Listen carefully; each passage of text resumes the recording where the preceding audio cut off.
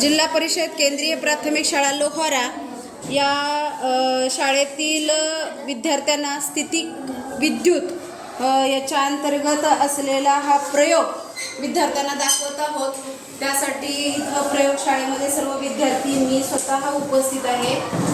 या प्रयोगासाठी लागणारं साहित्य विद्यार्थ्यांनी आणलेलं आहे। फुगा, कागदाचे तुकडे आणि खोड रबर।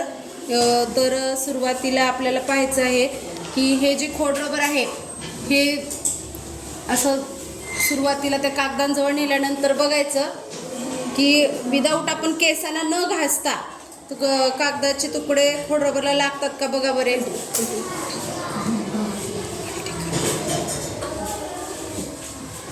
लागत नाही, बरोबर। हां, तुम्हीच सांगायचं आता। परंतु काय होईल नंतर? लागत नाही। खोड रबर जर आपण केसांना घासलं तर काय होईल? कागद चिपकेल।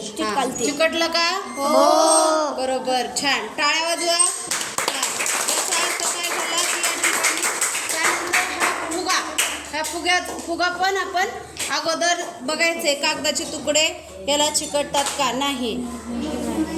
त्यानंतर तो केसावरती घासायचा आहे। नाही चिपकलं नाही। बरोबर, नाही चिकटला।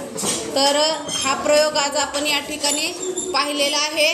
सर्व विद्यार्थ्यांना हा प्रयोगाचा आणि याचं महत्त्व समजलं ना? हो।